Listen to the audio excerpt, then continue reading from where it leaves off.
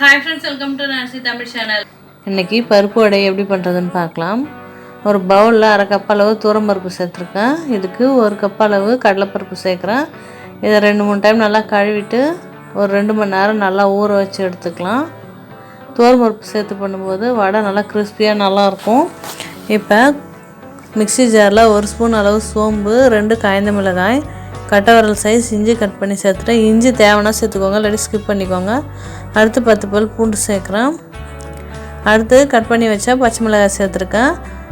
உங்களுக்கு காரம் எவ்வளோ தேவைப்படுதோ அதுக்கேற்ற மாதிரி பச்சை மிளகாயும் காஞ்ச மிளகாயும் சேர்த்துக்கோங்க. அடுத்து ஒரு கொத்து கருவேப்பிலை, ஒரு கைப்பிடி அளவு கொத்தமல்லி சேர்த்துருக்கேன். இதை ஃபஸ்ட்டு குறப்பாக அரைச்சிட்டு அதுக்கப்புறம் ஊற வச்ச கடலைப்பருப்பு துவரம்பருப்பு சேர்த்து கொஞ்சம் குறப்பாக அரைச்சி எடுத்துக்கலாம். ரொம்ப நைஸாக அரைச்சிடாதீங்க.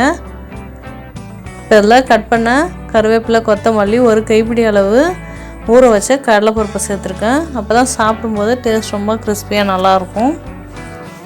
இப்போ இதை நல்லா மிக்ஸ் பண்ணி விட்டுக்கலாம். இப்போ இதில் பொடியாக கட் பண்ணி வச்ச ஆனியன் சேர்க்குறேன். உங்களுக்கு தேவைன்னா பச்சை மிளகாயை கட் பண்ணி கூட சேர்த்துக்கோங்க. நான் குழந்தைங்க சாப்பிட்றதால கடலைப்பருப்பு கூடயே சேர்த்து அரைச்சிட்டேன். இப்போ அதை வடைகளாக தட்டிட்டு எண்ணெயில் சேர்த்துக்கலாம். எண்ணெய் நல்லா சூடாக இருந்ததுக்கப்புறம் நல்லா லோ ஃப்ளேமில் வச்சு வேக வச்சுக்கோங்க. அப்போ தான் உள்ளே நல்லா வேகும், இல்லாட்டி உள்ளே சரியாக வேகாது. நல்லா இந்த அளவு கலர் நல்லா மாறி வரணும். இப்போ திருப்பி விட்டுடலாம். நல்லா வெந்துருச்சு. இப்போ ஒரு பிளேட்டில் மாற்றிக்கலாம். இப்போ ரொம்ப சுவையான பருப்பு வடை ரெடி ஆகிடுச்சு. இதை மத்தியில் ட்ரை பண்ணி பாருங்கள். டேஸ்ட் ரொம்பவே சூப்பராக இருக்கும். வீடியோ பிடிச்சிருந்தா லைக் பண்ணுங்கள், ஷேர் பண்ணுங்கள். Thank you friends.